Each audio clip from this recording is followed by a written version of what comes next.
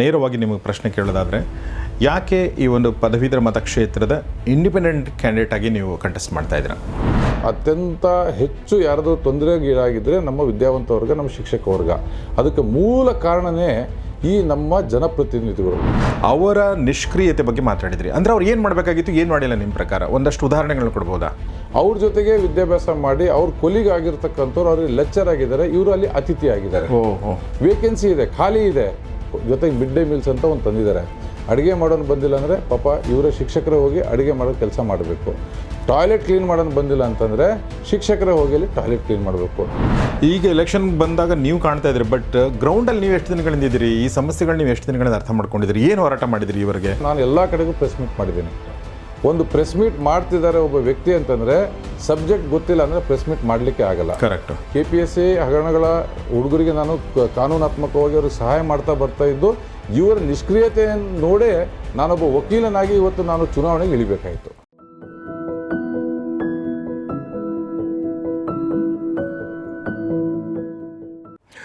ಸ್ನೇಹಿತರೆ ನಮಸ್ಕಾರ.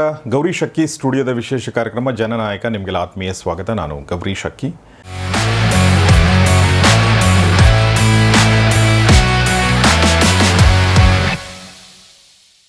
ಬೆಂಗಳೂರು ಪದವೀಧರ ಮತಕ್ಷೇತ್ರದ ಚುನಾವಣೆಯ ಕಣ ರಂಗೇರಿದೆ.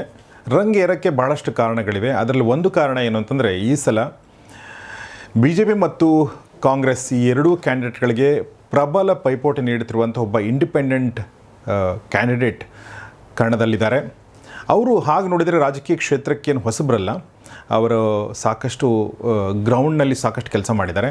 ಆದರೆ ನೇರವಾಗಿ ಚುನಾವಣಾ ಕಣಕ್ಕಿಳಿದಿರೋದು ಇದೇ ಮೊದಲನೇ ಬಾರಿಗೆ. ಅವರೇ ಉದಯ್ ಸಿಂಗ್ ಅವರು, ಇಂಡಿಪೆಂಡೆಂಟ್ ಕ್ಯಾಂಡಿಡೇಟ್, ಬೆಂಗಳೂರು ಪದವೀಧರ ಮತಕ್ಷೇತ್ರ. ಬನ್ನಿ ಹಾಗಾದರೆ ಅವ್ರನ್ನ ಸ್ವಾಗತಿಸೋಣ. ಸರ್, ನಿಮಗೆ ಸ್ವಾಗತ. ನಮಸ್ಕಾರ. ನಮಸ್ಕಾರ.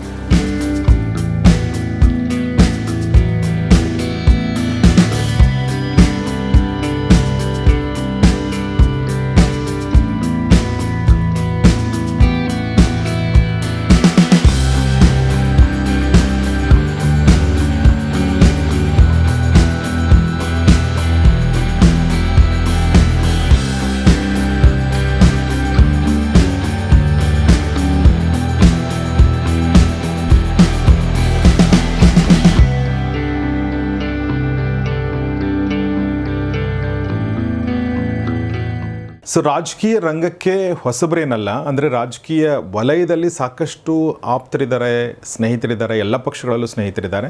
ಆದರೆ ನೇರವಾಗಿ ಚುನಾವಣೆ ಕಣಕ್ಕಿಳಿದಿರೋದು ಇದೇ ಮೊದಲನೇ ಬಾರಿಗೆ. ಸರ್, ನೇರವಾಗಿ ನಿಮಗೆ ಪ್ರಶ್ನೆ ಕೇಳೋದಾದರೆ, ಯಾಕೆ ಈ ಒಂದು ಪದವೀಧರ ಮತಕ್ಷೇತ್ರದ ಇಂಡಿಪೆಂಡೆಂಟ್ ಕ್ಯಾಂಡಿಡೇಟ್ ಆಗಿ ನೀವು ಕಂಟೆಸ್ಟ್ ಮಾಡ್ತಾ ಇದ್ದೀರಾ? ಮೊದಲದಾಗಿ ನಾನೊಬ್ಬ ಪ್ರೊಫೆಷ್ನಲ್ ಅಡ್ವೊಕೇಟ್ ಇದ್ದೀನಿ. ರಾಜಕೀಯ ಕ್ಷೇತ್ರ ನನಗೆ ಹೊಸದಲ್ಲ. ಆದ್ರೂ ಎಲೆಕ್ಟ್ರಲ್ ಪಾಲಿಟಿಕ್ಸಿಗೆ ನಾನು ಇವತ್ತಿನ ತನಕ ಬಂದಿಲ್ಲ.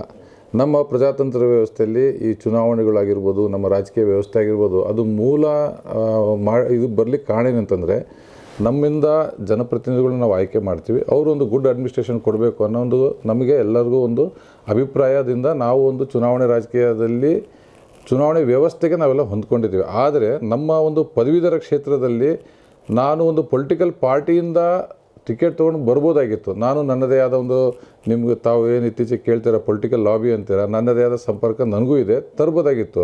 ಆ ರೀತಿ ನಾನು ಪಾರ್ಟಿ ಟಿಕೆಟ್ ತೊಗೊಂಡು ಬಂದಿದ್ದರೆ ನನಗೂ ಈಗಿರೋ ಎಕ್ಸಿಸ್ಟಿಂಗ್ ಕ್ಯಾಂಡಿಡೇಟ್ಗಳಿಗೂ ಏನು ವ್ಯತ್ಯಾಸನೇ ಇರ್ತಾಯಿರಲಿಲ್ಲ. ಆ ಟಿಕೆಟ್ ತೊಗೊಂಡು ನಿಲ್ಲಬೇಕು ಅನ್ನೋಂಗಿದ್ದರೆ ನನ್ನ ಅವಶ್ಯಕತೆಯೇ ಇಲ್ಲ. ಟಿಕೆಟ್ ತೊಗೊಂಡು ಆಲ್ರೆಡಿ ನಿಲ್ತಾ ಇದ್ದಾರೆ. ಅದ್ರ ಹೊರತಾಗಿ ಆ ಟಿಕೆಟನ್ನು ತೊಗೊಂಡು ನಿಲ್ಲೋರು ಅವರು ಯಾವ ರೀತಿ ಕೆಲಸ ಮಾಡ್ತಾಯಿದ್ದಾರೆ, ಅವರಿಂದ ಎಷ್ಟು ಅನ್ಯಾಯ ಆಗ್ತಾಯಿದೆ, ನಮ್ಮ ಒಂದು ವಿದ್ಯಾವಂತ ವರ್ಗಕ್ಕೆ ಎಷ್ಟು ಅನ್ಯಾಯ ಆಗ್ತಾಯಿದೆ ಅನ್ನೋದನ್ನು ಖಂಡಿಸಿ ಅದಕ್ಕೆ ನಾವು ಸೊಲ್ಯೂಷನ್ ಕಂಡುಹಿಡಬೇಕನ್ನೋ ಒಂದೇ ಒಂದು ಉದ್ದೇಶದಿಂದ ನಾನು ಇವತ್ತು ಪದವೀಧರರ ಧ್ವನಿಯಾಗಿ, ಪದವೀಧರರ ಶಕ್ತಿಯ ಮೇಲೆ, ಪದವೀಧರ ಬೆಂಬಲದಿಂದ ಈ ಒಂದು ರಾಜಕೀಯ ಪಕ್ಷದ ಹೆಸರು ಹೇಳ್ಕೊಂಡು ಈಗ 10 ವರ್ಷದಿಂದ ಈ ನಮ್ಮ ಪದವೀಧರ ಕ್ಷೇತ್ರವನ್ನು ಒಂಥರ ಕಾಂಟ್ರಾಕ್ಟ್ ಥರ ತೊಗೊಂಡ್ಬಿಟ್ಟಿದ್ದಾರೆ. ಅದಕ್ಕೆ ಎಲ್ಲೋ ಒಂದು ಕಡೆ ಕಡಿವಾಣ ಹಾಕಬೇಕು. ನಮ್ಮ ಏನು ಈಗ ಶಿಕ್ಷಕ ವರ್ಗ ಇದೆ, ನಮ್ಮ ಪದವೀಧರ ವರ್ಗ ಇದೆ, ನಿಮಗೆ ನಾನು ಹೇಳ್ಕೊಳ್ತಾ ಹೋದರೆ ದೊಡ್ಡ ಲೀಸ್ಟೇ ಇದೆ. ಯಾಕಂತಂದರೆ ನಾವು MLC ಎಲೆಕ್ಷನನ್ನು ಜನರಲಿ ಯಾರೂ ಸೀರಿಯಸ್ ಆಗಿ ತೊಗೊಳ್ತಿಲ್ಲ. ಇವತ್ತು ಗ್ರಾಮ ಪಂಚಾಯತ್ ಎಲೆಕ್ಷನ್ ಸೀರಿಯಸ್ ತೊಗೊಳ್ತಿದ್ದಾರೆ, ತಾಲೂಕ್ ಪಂಚಾಯತ್ ಎಲೆಕ್ಷನ್ ಸೀರಿಯಸ್ ತೊಗೊಳ್ತಾರೆ, ನಮ್ಮ BBMP ವಾರ್ಡ್ ಎಲೆಕ್ಷನ್ ಎಲ್ಲ ಸೀರಿಯಸ್ ತೊಗೊಳ್ತಾರೆ. ಆದರೆ ನಮ್ಮ ಪದವೀಧರ ಕ್ಷೇತ್ರದ ಬಗ್ಗೆ ಯಾರೂ ಆಸಕ್ತಿನೇ ತೋರಿಸಲ್ಲ. ಅದರ ದುಷ್ಪರಿಣಾಮ ಇವತ್ತು ಏನಾಗ್ತಿದೆ ಅಂತಂದರೆ, ಇವತ್ತೇನು ತಾವು ಸೊಸೈಟಿಯಲ್ಲಿ ನೋಡ್ತಾ ಇದ್ದೀರಲ್ಲ, ನಮ್ಮ ವಿದ್ಯಾವಂತ ವರ್ಗ ಅತ್ಯಂತ ಹೆಚ್ಚು ಯಾರಾದರೂ ತೊಂದರೆಗೀಡಾಗಿದ್ದರೆ ನಮ್ಮ ವಿದ್ಯಾವಂತ ವರ್ಗ, ನಮ್ಮ ಶಿಕ್ಷಕ ವರ್ಗ.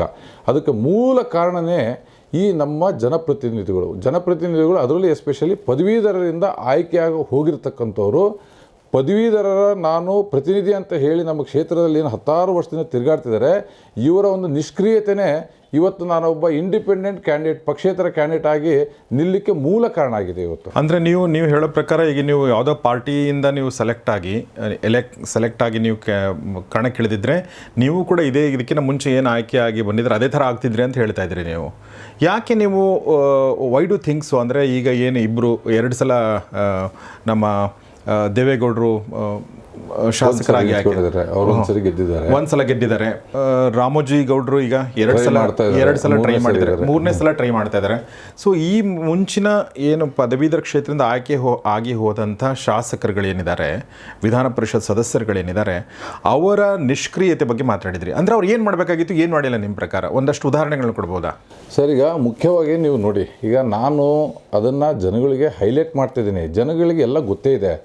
ಒಂದು ರಾಷ್ಟ್ರೀಯ ಪಕ್ಷದಿಂದ ನಾವು ಆಯ್ಕೆಯಾಗಿ ಹೋದರೆ ಏನಾಗ್ತಾ ಇದೆ, ರಾಷ್ಟ್ರೀಯ ಪಕ್ಷದವ್ರದ್ದು ತಮ್ಮದೇ ಆದ ಒಂದು ಅಜೆಂಡಾ ಇರ್ತವೆ. ಬೆಳಗಿಂದ ಸಾಯಂಕಾಲ ತನಕ ರಾಷ್ಟ್ರೀಯ ಪಕ್ಷದ ಕೆಲಸ ಕಾರ್ಯಗಳಲ್ಲಿ ಅವರು ತೊಡಸ್ಕೋಬೇಕು. ಒಂದು. ಎರಡನೇದು, ವಿಚಾರಗಳು ಬಂದಾಗ ಈಗ ಶಿಕ್ಷಕರಿಗೆ ಅನ್ಯಾಯ ಆಗ್ತಿದೆ, ನಮ್ಮ ಪದವೀಧರಿಗೆ ಅನ್ಯಾಯ ಆಗ್ತದೆ. ಆ ವಿಚಾರಗಳು ಬಂದಾಗ ಎಲ್ಲೋ ಒಂದು ಕಡೆ ಅವರ ಸರ್ಕಾರಗಳು ಇರ್ತವೆ ಅಥವಾ ಅವರು ಅಪೋಸಿಷನ್ನಲ್ಲಿ ಕೂತಿರ್ತಾರೆ. ಅವ್ರದ್ದೇ ಆದ ತಮ್ಮದೇ ಆದ ಒಂದು ಐಡಿಯಾಲಜಿ ಇರುತ್ತೆ. ಅದನ್ನು ಬಿಟ್ಟು ಅವರು ತಮ್ಮ ಪಕ್ಷದ ಐಡಿಯಾಲಜಿ ಒಂದು ಫ್ರೇಮಲ್ಲೇ ಇರ್ತಾರೆ ಹೊರತು ಪದವೀಧರರ ಸಂಕಷ್ಟಕ್ಕೆ ಅವ್ರು ಯಾರು ಸ್ಪಂದಿಸಲ್ಲ. ಯಾಕಂತಂದರೆ ಅವರಿಗೆ ಸಿಂಬಲ್ ಕಳಿಸಿರುತ್ತೆ. So they are loyal to their symbols. ಅವ್ರೇನು ಪದವೀಧರರು ಓಟ್ ಹಾಕಿರ್ತಾರೆ, ಬಟ್ ಅವ್ರಿಗೆ ಒಬ್ಬ ಕ್ಯಾಂಡಿಡೇಟಿಗೆ ಏನನ್ಸುತ್ತೆ, ನನಗೆ ನನ್ನ ಪಕ್ಷ ಗೆಲ್ಲಿಸಿದೆ, ನಾನು ಪಕ್ಷಕ್ಕೆ ಲಾಯಲ್ ಆಗಿರ್ಬೇಕಂತ ಹೊರತು ಒಬ್ಬ ಕಡೆ ಒಬ್ಬ ಪದವೀಧರ ಏನು ಸಮಸ್ಯೆಯಲ್ಲಿ ಬಳಲ್ತಾ ಇದ್ದಾನೆ ಅಂತ ಇಂಡಿವಿಜುವಲಿ ಅವ್ರ ಸಹಾಯಕ್ಕೆ ಇವ್ರು ಯಾರು ಹೋಗ್ತಾ ಇಲ್ಲ. ಅದಕ್ಕೆ ನಿಮಗೆ ಎಕ್ಸಾಂಪಲ್ ಹೇಳ್ತೀನಿ ನೋಡಿ. ಇವಾಗ ನಮ್ಮ ರಾಜ್ಯದಲ್ಲಿ ಫಸ್ಟ್ ನಾವು ಶಿಕ್ಷಕರು ತೊಗೊಳೋಣ ಸರ್. ಶಿಕ್ಷಕರು ಅಂತಂದರೆ ಇವತ್ತು ನಾನಾಗಿರ್ಬೋದು, ನೀವಾಗಿರ್ಬೋದು, ಒಬ್ಬ ಶಿಕ್ಷಕ ಅಂತಂದರೆ ಅವರು ಡಾಕ್ಟ್ರು ಹೌದು, ಇಂಜಿನಿಯರ್ ಹೌದು, ಸೈಂಟಿಸ್ಟ್ ಹೌದು. ಯಾಕಂದರೆ ನಮ್ಮನ್ನೆಲ್ಲ ಒಬ್ಬ ಸೈಂಟಿಸ್ಟ್ ಮಾಡೋರು ಒಬ್ಬ ಶಿಕ್ಷಕನೇ, ಒಬ್ಬ ಡಾಕ್ಟ್ರನ್ನ ಮಾಡೋರು ಒಬ್ಬರು ಶಿಕ್ಷಕನೇ, ಒಬ್ಬ ಕ್ರೀಡಾಪಟು ಮಾಡೋದು ಒಬ್ಬ ಶಿಕ್ಷಕರನ್ನೇ. So they are the architect of the entire our society. ನಮ್ಮ ಸೊಸೈಟಿಯನ್ನು ನಿರ್ಮಾಣ ಮಾಡ್ತಕ್ಕಂಥ ಒಂದು ಶಿಲ್ಪಿ ಅವರು. ಅವರಿಗೆ ಆಗ್ತಿರ್ತಕ್ಕಂಥ ಅನ್ಯಾಯ ಯಾವೊಂದು ಸೆಕ್ಟರಲ್ಲಿರೋ ನಮ್ಮ ಪದವೀಧರಿಗೆ ಆಗ್ತಾಯಿಲ್ಲ. ಇವತ್ತು ನಮ್ಮ ಶಿಕ್ಷಕ ವರ್ಗದಲ್ಲಿ ನೀವೆಲ್ಲ ಕೇಳಿರ್ಬೋದು, ಅತಿಥಿ ಉಪನ್ಯಾಸಕರು ಅಂತ ಇದ್ದಾರೆ ಸರ್. ಗೆಸ್ಟ್ ಲೆಕ್ಚರು ಅಂತ ನಾವೆಲ್ಲ ಕೇಳ್ತಾ ಇದ್ದೀವಿ. Guest lecture, BBMP contract teachers ಇದ್ದಾರೆ. ಓಕೆ. ಅದಾದಮೇಲೆ ಈಗ ನಮ್ಮ ಸುಮಾರು ಎಲ್ಲ ಈಗ ಗೌರ್ಮೆಂಟ್ ಸ್ಕೂಲಲ್ಲಿ ಸ್ಟಾಫ್ ಕಡಿಮೆ ಇದೆ, ಅಲ್ಲೂ ಪಾರ್ಟ್ ಟೈಮ್ ಟೀಚರಾಗಿ ತೊಗೊಳ್ತಾ ಇದ್ದಾರೆ. ಅಲ್ಲೂ ಈಗ ಅಲ್ಲಿ ವೇಕೆನ್ಸಿ ಇದೆ. ವೇಕೆನ್ಸಿ ಇರೋದಕ್ಕೋಸ್ಕರ ಇವ್ರನ್ನ ತೊಗೊಳ್ತಾ ಇದ್ದಾರೆ. ಪಾರ್ಟ್ ಟೈಮ್ ಟೀಚರು ಯೂನಿವರ್ಸಿಟಿಯಲ್ಲಿ ಅವ್ರು ಪಾರ್ಟ್ ಟೈಮ್ ಅತಿಥಿ ಉಪನ್ಯಾಸಕರಾಗಿ ಅವ್ರು ಕೆಲಸ ಮಾಡ್ತಿದ್ದಾರೆ. ಅವ್ರ ಜೊತೆಗೆ ವಿದ್ಯಾಭ್ಯಾಸ ಮಾಡಿ ಅವ್ರ ಕೊಲಿಗ್ ಆಗಿರ್ತಕ್ಕಂಥವ್ರು ಅವ್ರಿಗೆ ಲೆಕ್ಚರ್ ಆಗಿದ್ದಾರೆ, ಇವರು ಅಲ್ಲಿ ಅತಿಥಿ ಆಗಿದ್ದಾರೆ. ವೇಕೆನ್ಸಿ ಇದೆ, ಖಾಲಿ ಇದೆ, ಆದರೆ ಅವ್ರಿಗೆ ಅತಿಥಿಯಾಗೇ ಇಟ್ಟಿದ್ದಾರೆ. ಅವರಿಗೆ ಈ 10 ವರ್ಷದಿಂದ ಅತಿಥಿಯಾಗೇ ಇಟ್ಟಿದ್ದಾರೆ. ಕಾಂಗ್ರೆಸ್ಸು ಅಧಿಕಾರಕ್ಕೆ ಬಂದಿದೆ, BJPನೂ ಅಧಿಕಾರಕ್ಕೆ ಬಂದಿದೆ. ನಮ್ಮ ಈ ಒಂದು MLCಯಿಂದ ಗೆದ್ದು ಹೋಗಿರ್ತಕ್ಕಂಥ ನಮ್ಮ ಅಭ್ಯರ್ಥಿಗಳೂ ಅಲ್ಲಿ ಕೂತಿದ್ದಾರೆ. ಒಬ್ಬರೂ ಸಹ ಆ ನೋವನ್ನು ಅರ್ಥ ಮಾಡ್ಕೊಳೋ ಒಂದು ಗೋಜಿಗೆ ಯಾರು ಹೋಗಿಲ್ಲ. ಒಬ್ಬರು 1.5 ಲಕ್ಷ ಸಂಬಳ ತೊಗೊಳ್ತಿದ್ದಾರೆ, ಇವರು 10,000 ರೂಪಾಯಿ ಸಂಬಳಕ್ಕೆ ಅತಿಥಿಯನ್ನು ಒಂದು ಟ್ಯಾಗ್ಲೈನನ್ನು ಕಟ್ಕೊಂಡು 16 ವರ್ಷದಿಂದ ಜೀವನ ಮಾಡ್ತಿದ್ದಾರೆ. ಹಗಲು ರಾತ್ರಿ ಇದು ಮಾಡೋದು, ಪಾದಯಾತ್ರೆ ಮಾಡೋದು, ಫ್ರೀಡಮ್ ಪಾರ್ಕಲ್ಲಿ ಹೋಗಿ ಸತ್ಯಾಗ್ರಹ ಮಾಡೋದು, ಇದೇ ನಮ್ಮ ಶಿಕ್ಷಕರ ಬದುಕಾಗಿ ಹೋಗಿದೆ. ಜೊತೆಗೆ ನೆಕ್ಸ್ಟ್ ನಾವು ಶಿಕ್ಷಕರ ಬಗ್ಗೆ ಮಾತಾಡಬೇಕಂತಂದರೆ ಈಗ ಗೋರ್ಮೆಂಟ್ ಟೀಚರ್ಸಿಗೆ ನಾವೇನಂತೀವಿ, ಗೋರ್ಮೆಂಟ್ ಟೀಚರ್ ಕೈ ತುಂಬ ಸಂಬಳ ತೊಗೊಳ್ತಿದಾರಂತ. ಅವರಷ್ಟು ತೊಂದರೆ ಇವತ್ತು ಯಾರೂ ಅನುಭವಿಸ್ತಿಲ್ಲ. ಇವತ್ತು ನೀವು ಯಾವುದೇ ಸರ್ಕಾರಿ ಶಾಲೆಗೆ ಹೋಗಿ 10 ಜನ ಟೀಚರ್ ಸ್ಟ್ರೆಂತ್ ಇರುತ್ತೆ. 10 ಜನ ಟೀಚರ್ ಸ್ಟ್ರೆಂತಲ್ಲಿ 4 ಜನ ಟೀಚರ್ ಇರ್ತಾರಲ್ಲಿ, 6 ಜನ ಟೀಚರೇ ಇಲ್ಲ. ವೇಕೆನ್ಸಿ ಹಂಗೆ ಖಾಲಿ ಹೊಡಿತಾಯಿದೆ. ಇವತ್ತು ಸರ್ಕಾರಿ ಶಾಲೆಯಲ್ಲಿ ಯಾರು ಹೋಗ್ತಾರೆ ಸರ್? ಬಡವ್ರ ಮಕ್ಕಳು, ಮಧ್ಯಮ ವರ್ಗ, ಬಡವ್ರ ಮಕ್ಕಳು, ಹಳ್ಳಿಗಾಡಲ್ಲಿರ್ತಕ್ಕಂಥ ಮಕ್ಕಳು ಸರ್ಕಾರಿ ಸ್ಕೂಲ್ ಮೇಲೆ ಇವತ್ತು ಡಿಪೆಂಡ್ ಆಗಿದ್ದಾರೆ. ಅಲ್ಲಿ ಆ್ಯಕ್ಚುಲಿ ಸರ್ಕಾರ ಹೆಚ್ಚಿನ ಒತ್ತು ಕೊಡಬೇಕು. ಮಕ್ಕಳಿಗೆ ಯಾವುದೇ ರೀತಿ ತೊಂದರೆ ಆಗದ ರೀತಿ, ಶಿಕ್ಷಕರು ಯಾವುದೇ ತೊಂದರೆ ಆಗದ ರೀತಿ ಹೆಚ್ಚು ಒತ್ತು ಕೊಡಬೇಕು. 10 ಜನ ಶಿಕ್ಷಕರಿದ್ದಾರೆ, 4 ಜನ ಟೀಚರ್ ಇರ್ತಾರೆ, 6 ಜನ ಟೀಚರೇ ಇರಲ್ಲ. ಆ ಶಿಕ್ಷಕರು ಆ 10 ಜನ ಮಾಡೋ ಕೆಲಸನ 4 ಜನ ಮಾಡಬೇಕು. ಜೊತೆಗೆ ಮಿಡ್ ಡೇ ಮೀಲ್ಸ್ ಅಂತ ಒಂದು ತಂದಿದ್ದಾರೆ. ಅಡುಗೆ ಮಾಡೋನು ಬಂದಿಲ್ಲ ಅಂದರೆ ಪಾಪ ಇವರ ಶಿಕ್ಷಕರೇ ಹೋಗಿ ಅಡುಗೆ ಮಾಡೋ ಕೆಲಸ ಮಾಡಬೇಕು. ಟಾಯ್ಲೆಟ್ ಕ್ಲೀನ್ ಮಾಡೋನು ಬಂದಿಲ್ಲ ಅಂತಂದರೆ ಶಿಕ್ಷಕರೇ ಹೋಗಿ ಅಲ್ಲಿ ಟಾಯ್ಲೆಟ್ ಕ್ಲೀನ್ ಮಾಡಬೇಕು. ಅದಾದಮೇಲೆ 108 ಅವರಿಗೆ ಒತ್ತಡ, ಆ ರಿಪೋರ್ಟ್ ಕೊಡಿ, ಈ ರಿಪೋರ್ಟ್ ಕೊಡಿ ಅಂತ ಬೆಂಗಳೂರಿಂದ ಅವರಿಗೆ ಒತ್ತಡವನ್ನು ಹಾಕ್ತಾ ಇರ್ತಾರೆ. ರಿಸಲ್ಟು ಫುಲ್ ಕೊಟ್ಟಿಲ್ಲ ಅಂತಂದರೆ ಮತ್ತೆ ಅವ್ರ ಮೇಲೆ ಕ್ರಮವನ್ನು ಜರುಗಿಸ್ಕೊಳ್ತಾರೆ. ಇಷ್ಟು ಒತ್ತಡದ ಮಧ್ಯೆ ಇವತ್ತು ನಮ್ಮ ಶಿಕ್ಷಕರು ಒಂದಿನ 2 ದಿನ ಅಲ್ಲ 16 ವರ್ಷದಿಂದ ಬಳಲ್ತಿದ್ದಾರೆ. ಇದನ್ನು ಎಲ್ಲರೂ ನೋಡ್ತಾ ಇದ್ದೀವಿ. ಇದಕ್ಕೆ ಕಾರಣಕರ್ತರು ಯಾರು ಅನ್ನೋದು ನಾವು ಯಾರು ಇವತ್ತು ಅದನ್ನು ತಿಳ್ಕೊಳ್ಳಿಕ್ಕೆ ಹೋಗ್ತಾ ಇಲ್ಲ. ಇದಕ್ಕೆ ಮೂಲ ಕಾರಣಕರ್ತರು ನಮ್ಮಿಂದ ಆಯ್ಕೆಯಾಗಿ ಹೋಗಿರ್ತಕ್ಕಂಥ MLCಗಳು. ಓಕೆ, ಅವರು ಪದವೀಧರರು. ಒಬ್ಬ ಶಿಕ್ಷಕ ಅಂದರೆ ಒಬ್ಬ ಪದವೀಧರ. ಆ ಶಿಕ್ಷಕರಿಗೆ ಯಾವ ರೀತಿ ಅನ್ಯಾಯ ಆಗ್ತಿದೆ, ಅದು ಶಿಕ್ಷಕರಿಗೆ ಅನ್ಯಾಯ ಆಗ್ತಿದೆ, ಜೊತೆಗೆ ಮಕ್ಕಳಿಗೆ ಅನ್ಯಾಯ ಆಗ್ತಿದೆ. ಗ್ರಾಮೀಣ ಪ್ರದೇಶದ ಮಕ್ಕಳಿಗೆ, ಬಡ ಮಕ್ಕಳಿಗೆ ಇವತ್ತು ಅನ್ಯಾಯ ಆಗ್ತಿದೆ. ಇಷ್ಟೆಲ್ಲ ಇದ್ರೂ ಸಹ ಒಂದು ವರ್ಡನ್ನು ಯಾರು ಇವತ್ತು ವಿಧಾನ ಪರಿಷತ್ತಲ್ಲಿ ಮಾತಾಡೋಕ್ಕೆ ತಯಾರಿಲ್ಲ. ನಾವು ಯಾರು ಕೇಳಿಲ್ಲ, ನಾನು ಕೇಳಿಲ್ಲ, ತಾವು ಕೇಳಿಲ್ಲ, ಯಾರು ಇವತ್ತು ಕೇಳಿಲ್ಲ. ಅದ್ರ ಜೊತೆಗೆ ನಮ್ಮ ಉಪನ್ಯಾಸಕರಿಗೆ OPS NPS ತಾವು ನೋಡ್ತಾ ಇದ್ರೆ ಹೋರಾಟ ನಡೀತಾನೆ ಇದೆ. ಒಬ್ಬ MLA ಒಂದು ದಿನ ಆತ MLA ಆಗಿ ರಿಸೈನ್ ಮಾಡಿದರೆ ಜೀವನ ಇಡೀ ಸಾಯೋ ತನಕ ಪೆನ್ಷನ್ ತೊಗೊಳ್ತಾನೆ. ನಮ್ಮ ಶಿಕ್ಷಕರಿಗೆ OPS NPS ತಂದು ಅವರು ಪಾಠ ಮಾಡೋದು ಬಿಟ್ಟು, ಕೆಲಸ ಮಾಡೋದು ಬಿಟ್ಟು ಬರೀ ಹೋರಾಟ ಮಾಡ್ತಾ ಬರ್ತಾ ಇರ್ತಾರೆ. ಚುನಾವಣೆ ಬಂದಾಗ ನಾವು ಅದನ್ನು ಜಾರಿಗೆ ತರ್ತೀವಿ, NPS ತೆಗೆದು OPS ನಾವು ಜಾರಿಗೆ ತರ್ತೀವಿ ಅಂತ ಚುನಾವಣೆ ಬಂದಾಗ ಒಂದು ಆಶ್ವಾಸನೆ ಕೊಡ್ತಾರೆ. ಕಾಂಗ್ರೆಸ್ ಕೂಡ ಆಶ್ವಾಸನೆ ಕೊಡ್ತಾ ಇದ್ದಾರೆ. ಚುನಾವಣೆ ಬಂದಾಗ ಯಾಕೆ ಕೊಡ್ತಾರೆ? ಒಂದು ಬದ್ಧತೆ ಬೇಡವಾ? ಒಬ್ಬ ಶಿಕ್ಷಕ ಇವತ್ತು ಅವರು ಪಾಪ ಮನೆಯಿಂದ ಹೊರಗೆ ಬಂದ ಶಿಕ್ಷಕ ಅವರು ವಿದ್ಯಾರ್ಥಿಗಳನ್ನು ತನ್ನ ಮಕ್ಕಳಿಗಿಂತ ಹೆಚ್ಚು ಅವ್ರ ಮೇಲೆ ಆಸಕ್ತಿ ಕೊಟ್ಟು ಪ್ರೀತಿಯಿಂದ ಅವರಿಗೆ ಓದಿಸ್ತಾರೆ, ಪಾಠ ಮಾಡ್ತಾರೆ. ಅವ್ರಿಗೆ 108 ಸಮಸ್ಯೆ ಇದ್ದರೂ ಸಹ ಅದನ್ನು ಯಾರು ನೆನೆಸ್ಕೊಳಲ್ಲ. ಶಾಲೆಗೆ ಬಂದ ತಕ್ಷಣ ತನ್ನ ಮಕ್ಕಳ ಥರ ಅವರು ಪ್ರೀತಿ ಮಾಡ್ತಾರೆ. ಅಷ್ಟು ಒಂದು ತ್ಯಾಗ ತಪಸ್ಸೆಯನ್ನು ಮಾಡಿ ಒಂದು ಸಮಾಜದಲ್ಲಿ ಒಂದು ವಿದ್ಯಾವಂತ ವರ್ಗನ ಅವ್ರು ಸೃಷ್ಟಿ ಮಾಡ್ತಾಯಿದ್ದಾರೆ. ಅಂಥವ್ರಿಗೆ ಇಷ್ಟು ಸರ್ಕಾರ ತೊಂದರೆ ಕೊಡ್ತಾ ಇದೆ. ಅದ್ರ ಬಗ್ಗೆ ಆಯ್ಕೆಯಾಗಿ ಹೋಗಿರ್ತಕ್ಕಂಥ ದೇವೇಗೌಡರು 6 ನಿಮಿಷನೂ ವಿಧಾನ ಪರಿಷತ್ತಲ್ಲಿ ಮಾತಾಡಿಲ್ಲ. ಓಕೆ, ಜೊತೆಗೆ ಕಾಂಗ್ರೆಸ್ಸಿಂದ ಈಗೇನು ಟಿಕೆಟ್ ತೊಗೊಂಡು ಬಂದಿದ್ದಾರೆ ಇದು ರಾಮೋಜಿಯವರು 2012ರಿಂದ ಸತತವಾಗಿ ಅವರು ಗ್ರೌಂಡಲ್ಲಿದ್ದಾರೆ. 2012ರಿಂದ ಸತತವಾಗಿ 2017 ಚುನಾವಣೆ ನಿಂತ್ಕೊಂಡ್ರು, 2018 ಚುನಾವಣೆ ನಿಂತ್ಕೊಂಡ್ರು, ಈಗ 2024 ಮತ್ತೆ ಚುನಾವಣೆ ನಿಲ್ತಾ ಇದ್ದಾರೆ. ಚುನಾವಣೆ ನಿಲ್ಲೋದು, ಚುನಾವಣೆ ಏನಕ್ಕೆ ನಿಲ್ಲಬೇಕು? ನಮ್ಮ ಪದವೀಧರರ ನಾನು ಪ್ರತಿನಿಧಿ ಆಗ್ತೀನಿ, ನಿಮ್ಮ ಕಷ್ಟಗಳಿಗೆ ನಾನು ಸ್ಪಂದಿಸ್ತೀನಿ, ನಿಮ್ಮ ಧ್ವನಿಯಾಗಿ ನಾನು ಹೋರಾಟ ಮಾಡ್ತೀನಿ ಅಂತ ನಾವುಗಳು ಚುನಾವಣೆಗೆ ಬರ್ತೀವಿ. ನಾನು ಈಗ ಬಂದಿದ್ದೀನಿ.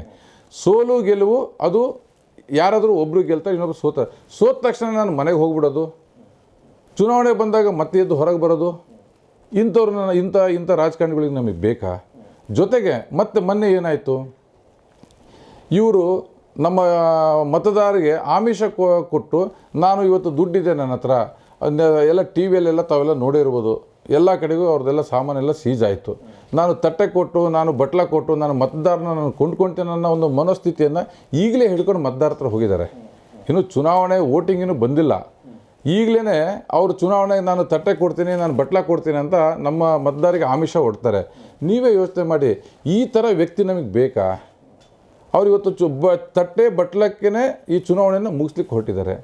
ನಮ್ಮ ಒಂದು ವಿದ್ಯಾವಂತ ವರ್ಗದ ಒಂದು ಭವಿಷ್ಯವನ್ನು ಒಂದು ತಟ್ಟೆ ಒಂದು ಬಟ್ಲಕ್ಕೆ ನಮಗೆ ಸಮ ಮಾಡ್ತಾ ಇದ್ದಾರೆ. ಇವತ್ತು ಅವರು 5 ಕೋಟಿ 10 ಕೋಟಿ 20 ಕೋಟಿ ಏನೋ ಒಂದು ಇನ್ವೆಸ್ಟ್ ಮಾಡಿದವರು ನಾಳೆ ಅವ್ರು ಏನು ಮಾಡ್ಬೋದು? ಅವರಿಗೆ ಬೀದಿಯಲ್ಲಿ ನಿಂತ್ಕೊಂಡು ಇವತ್ತು ಶಿಕ್ಷಕ ವರ್ಗ ಇವತ್ತು ಬೀದಿಯಲ್ಲಿ ನಿಂತಿದೆ, ಅದು ಕಾಣ್ತಾ ಇಲ್ಲ. ನಾನೊಂದು MLC ಆದರೆ ಸಾಕು ಅನ್ನೋ ಒಂದು ಹಗಲು ಕನಸ್ಕೊಂಡು ತಿರುಗಾಡ್ತಾ ಇದ್ದಾರೆ. ಇದು ನಮ್ಮ ಶಿಕ್ಷಕ ವರ್ಗದ ಸಮಸ್ಯೆ ಇದೆ ಸರ್. ಜೊತೆಗೆ ನಮ್ಮ ವಿದ್ಯಾವಂತ ವರ್ಗ, ಈಗ ನಾವೆಲ್ಲ ಎಜುಕೇಷನ್ ಮಾಡಿದ್ವಿ, ನಾವೆಲ್ಲ ವಿದ್ಯಾಭ್ಯಾಸ ಮಾಡಿದ್ವಿ. ಅದಕ್ಕೆ ವಿದ್ಯಾಭ್ಯಾಸ ಏನಕ್ಕೆ ಮಾಡ್ತೀವಿ? ನಮಗೊಂದು ಉದ್ಯೋಗ ಬೇಕು, ಒಂದು ಮಿನಿಮಮ್ ಡಿಸೈರು. ಯಾವುದೇ ಒಬ್ಬ ಬಡ ಕೂಲಿ ಕಾರ್ಮಿಕನು ಒಂದು ಹೊತ್ತು ಊಟ ಮಾಡಿ ಪಾಪ ಅವ್ರ ಮಕ್ಕಳಿಗೆ ಓದಿಸ್ತಾರೆ. ತುಂಬ ದೊಡ್ಡ ಆಸೆ ಯಾರಿಗೂ ಇಲ್ಲ, ನಾನು ಮಂತ್ರಿ ಆಗಬೇಕು, ಮುಖ್ಯಮಂತ್ರಿ ಆಗಬೇಕು, ನಾನು IAS ಆಗಬೇಕಂತ ಆಸೆ ಯಾರೂ ಇಟ್ಕೊಂಡಿರಲ್ಲ, ಎಲ್ಲರೂ ಇಟ್ಕೊಂಡಿರಲ್ಲ. ಕನಸನ್ನು ಕಾಣ್ತೀವಿ, ಎಲ್ಲರೂ ಕಾಣ್ತೀವಿ. ಆದರೆ ಒಂದು ಮಿನಿಮಮ್ ನಮಗೊಂದು ನೌಕರಿ ಬೇಕು. ಆ ಉದ್ಯೋಗದ ಪರಿಸ್ಥಿತಿ ಏನಾಗಿದೆ ಸರ್ ಇವತ್ತು ನಮ್ಮ ರಾಜ್ಯದಲ್ಲಿ? 2,75,000 ಸರ್ಕಾರಿ ಹುದ್ದೆ ಇವತ್ತು ವಿಧಾನಸಭೆ ನಮ್ಮ ಕರ್ನಾಟಕ ಸರ್ಕಾರದಲ್ಲಿ ಖಾಲಿ ಇದೆ. ಓಕೆ, ನಮಗೆ ನೌಕರಿ ಬೇಕು ಅಂತ ನಮ್ಮ ಹುಡುಗರು ಬೀದಿ ಅಲ್ದಾಡ್ತಿದ್ದಾರೆ. ಈಗೇನು ಚುನಾವಣೆ ಬಂದು ನಾನು ನಿಮ್ಮ ಪ್ರತಿನಿಧಿ ಆಗಿ ಬರ್ತೀನಿ ಅಂತ ಮತ್ತೆ ಈಗ ಇವರೇ 2 ಜನ, ಇವರೇ 2 ಅವಳಿ ಜವಳಿ 20 ವರ್ಷದಿಂದ ನಮ್ಮ ಕ್ಷೇತ್ರದಲ್ಲಿ ಓಡಾಡ್ತಾ ಇದ್ದಾರೆ. ಒಂದು ದಿನವೂ ಇವರು ಹೋರಾಟ ಮಾಡಿಲ್ಲ. 2,75,000 ಹುದ್ದೆ ಒಂದೇ ದಿನಕ್ಕೇನು ಅದು ಕ್ರಿಯೇಟ್ ಆಗಿಲ್ಲ. ಕಾಲಕ್ರಮೇಣ ಅದು over the period of time ಅದು 2,75,000 ತನಕ ಮುಟ್ಟಿದೆ. ಅದರಲ್ಲಿ ಇವತ್ತು ವಿದ್ಯಾವಂತ ವರ್ಗಕ್ಕೆ ಅವ್ರಿಗೆ ಇವತ್ತು ಬೀದಿ ಡಿಗ್ರಿ ಮಾಡಿ ಪಾಪ ತಿರುಗಾಡ್ತಾ ಇದ್ದಾರೆ. ಅವ್ರಿಗೆ ಆಶ್ರಯನೇ ಇಲ್ಲ, ಮನೆಗೆ ಹೋಗ್ಲಿಕ್ಕೆ ಆಗ್ತಾ ಇಲ್ಲ. ಯಾಕಂದರೆ ಡಿಗ್ರಿ ಮಾಡಿದ್ದಾರೆ, ಬೆಂಗಳೂರಲ್ಲಿ ಆಫೀಸ್ ತಿರುಗಾಡ್ತಿದ್ದಾರೆ.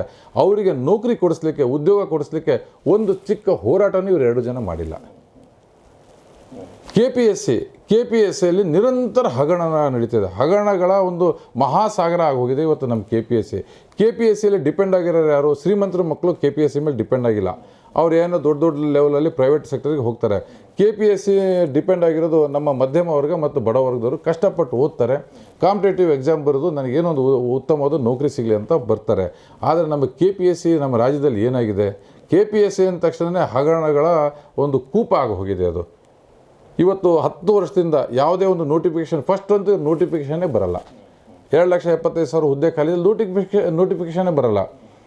ಈಗ ನೋಡಿ, ನಮ್ಮ ತಹಶೀಲ್ದಾರ್ ಹುದ್ದೆ ಎಷ್ಟೋ ಹುದ್ದೆ ಖಾಲಿ ಇದೆ, ಇವತ್ತಿನ ತನಕ ನೋಟಿಫಿಕೇಷನ್ನೇ ಬರ್ತಾಯಿಲ್ಲ.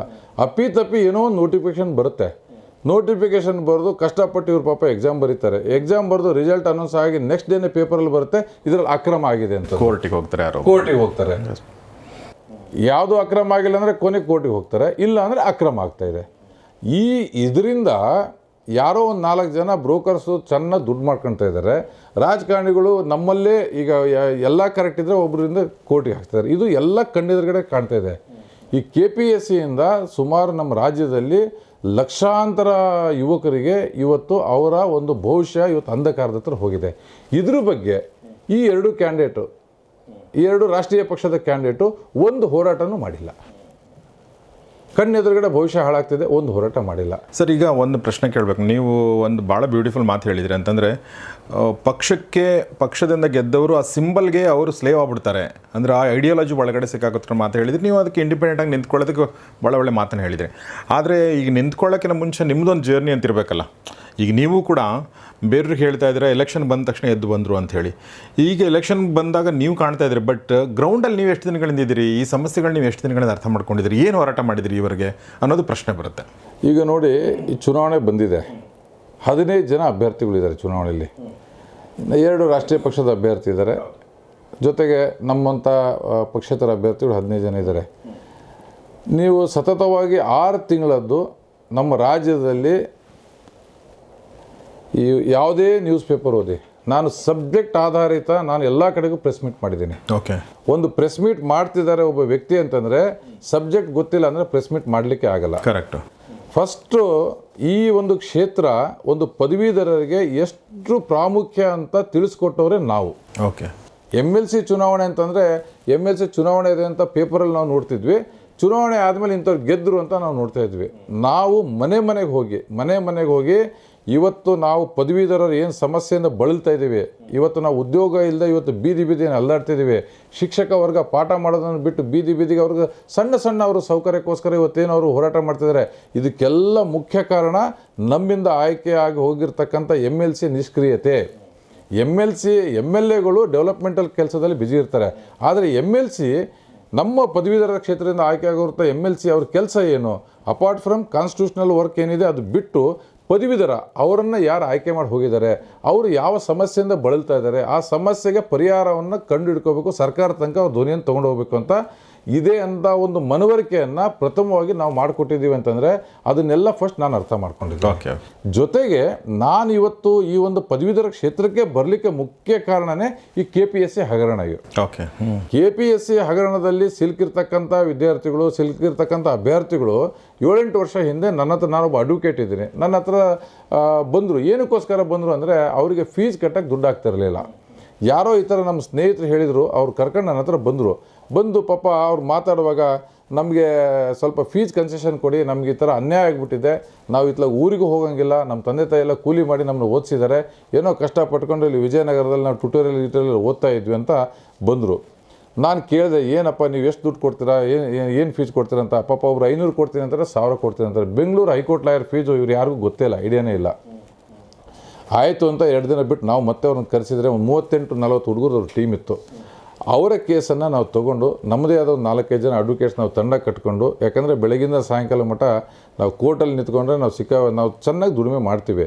ಆದರೆ ನಾವು ಯಾವತ್ತೂ ಕೋರ್ಟ್ ಟೈಮ್ ಬಿಟ್ಟು ಹೊರಗಡೆ ಸಮಾಜದಲ್ಲಿ ತೋರಿಸ್ಕೊಂಡಿಲ್ಲ.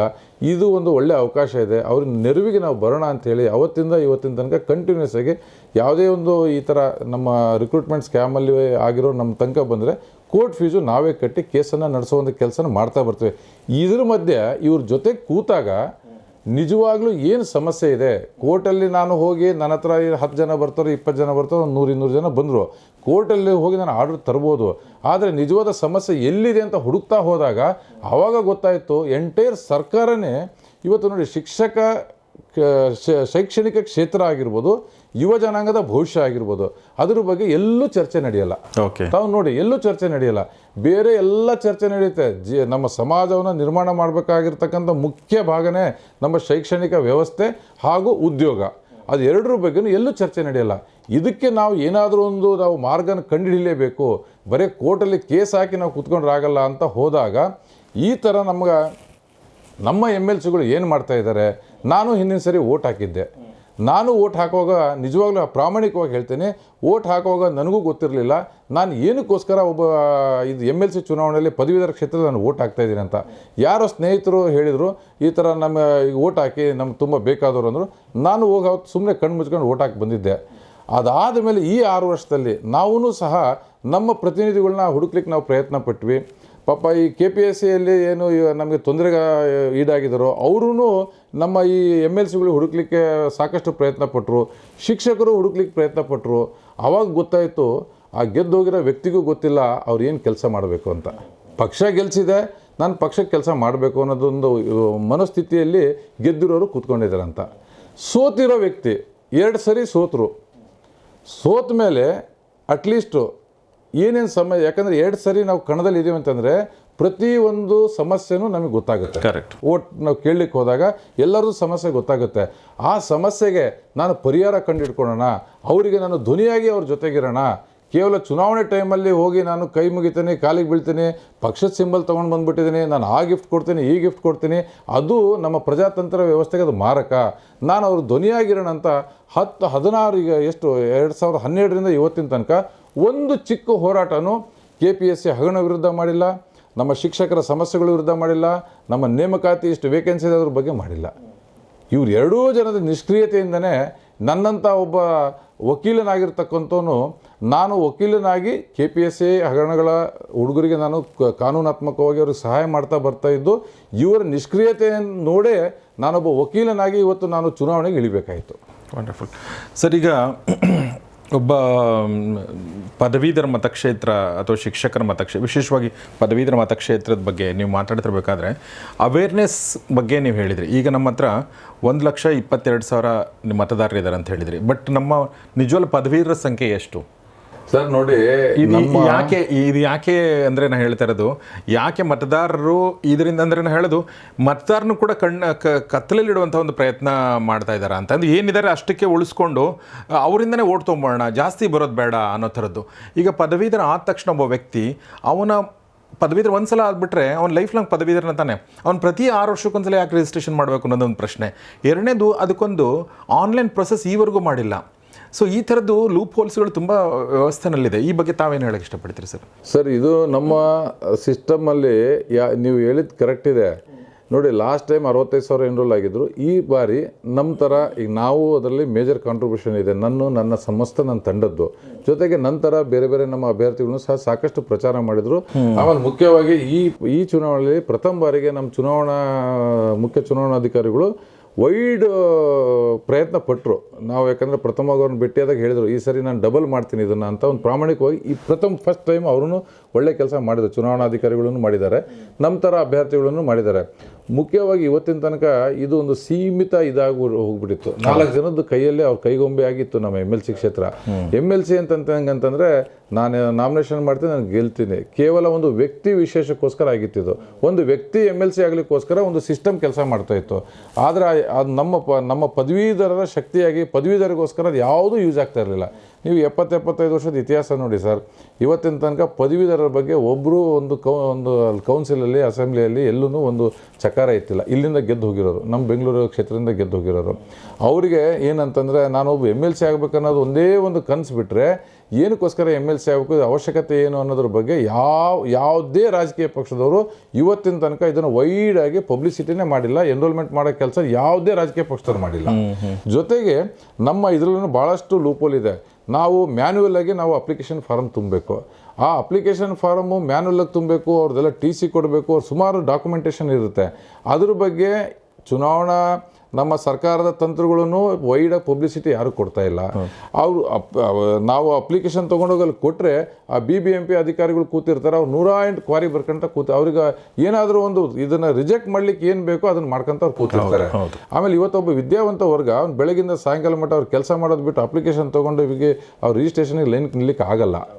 ನಮಗೆ ಇವತ್ತೊಂದು ತರಕಾರಿ 10 ರೂಪಾಯಿ ತರಕಾರಿ ತೊಗೊಂಡ್ರೆ ನಾವು ಆನ್ಲೈನಲ್ಲಿ ಪೇಮೆಂಟ್ ಮಾಡ್ತೀವಿ, ಆದರೆ ಆನ್ಲೈನ್ ರಿಜಿಸ್ಟ್ರೇಷನ್ ಫೆಸಿಲಿಟಿ ಇಲ್ಲ ಇದರಲ್ಲಿ. ಸೊ ಈ ಥರ ಎಲ್ಲ ಲೂಪೋಲ್ ಇದೆ. ಇದಕ್ಕೆ ಮುಖ್ಯ ಕಾರಣ ಏನಂತಂದರೆ ನಮ್ಮ ಏನು ರಾಜಕೀಯ ವ್ಯವಸ್ಥೆ ಇದೆ ಅವರಿಗೆ ಇದ್ರ ಬಗ್ಗೆ ಕಾಳಜಿ ಇಲ್ಲ.